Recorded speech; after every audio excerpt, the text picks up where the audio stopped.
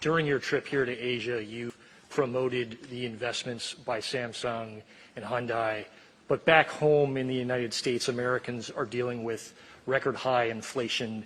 The Fed has raised interest rates to try to address those issues, and there are also just enormously high gas prices.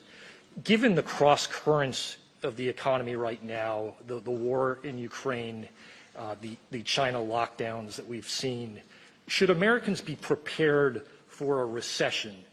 In your view, is a recession in the United States inevitable? No. Why not? Look, you're talking about the significant progress we've made in making sure we don't have supply chain backups, about the 8,000 jobs that Hyundai is going to be bringing to Georgia, 3,000 jobs to Texas from Samsung, $17 billion investment, Toyota, 1,700 jobs in North Carolina on battery technology, the situation where we've created over 8 million new jobs, where unemployment's down to 3.6%, and so on and so forth, as if they're a problem. Imagine where we'd be with Putin's tax and the war in Ukraine had we not made that enormous progress.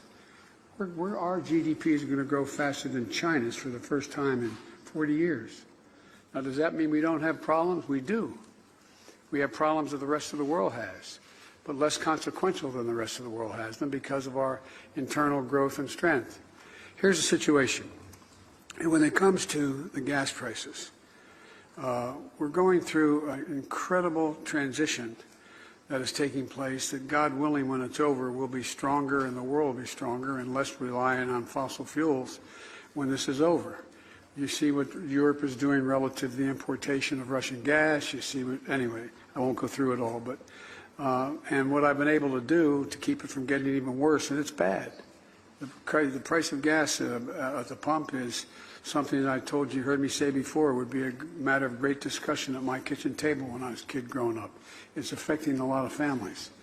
But we have released over 257,000 million barrels of oil, I should say, us and the rest of the world we're convinced to get involved.